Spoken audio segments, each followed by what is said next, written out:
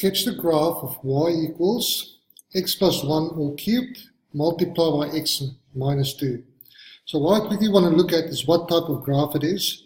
If I have x cubed, it means I'm going to end up with the x cubed multiplied by x is x to the power 4. So it's a fourth degree polynomial. And if there's a fourth degree polynomial, I know that this is a quartic function. So I know that it's going to be a quartic function, and it's either going to look, the quartic function is going to look like that or like that. So which one is it?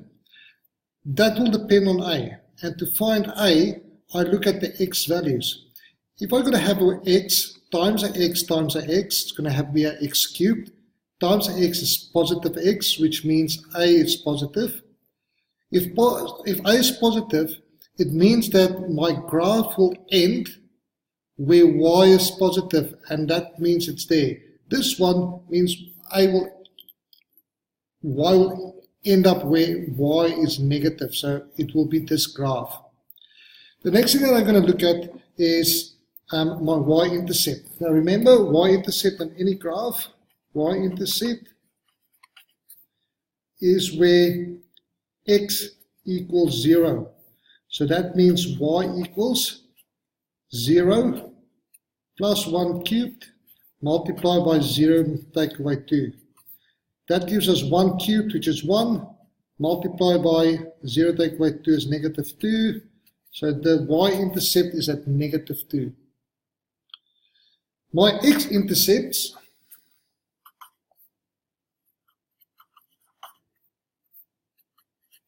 because this is a cube function. If there was four different factors, it would have been something like this: 1, 2, 3, 4. If one of them was a square, there would have been a turning point on there. Because that's a cube, the cube function gives me, so x plus 1, at that point where x plus 1 equals 0, I will have a point of inflection. So point of inflection, which means where x equals negative 1, I have a point of inflection. I also have a turning point, an intercept, and the intercept is where x minus 2 equals 0, so where x equals 2. So now I can just draw that graph. To draw that graph, it's going to look something like this. And although you need to draw it pretty neat, okay, just like I did there. I'm going to say I have my y-intercept is at negative 2, negative 1, negative 2. I have a turning point where x equals 2, so 1, 2, so there's an intercept there, and I have a point of inflection that it happens at negative 1, so there's a point of inflection.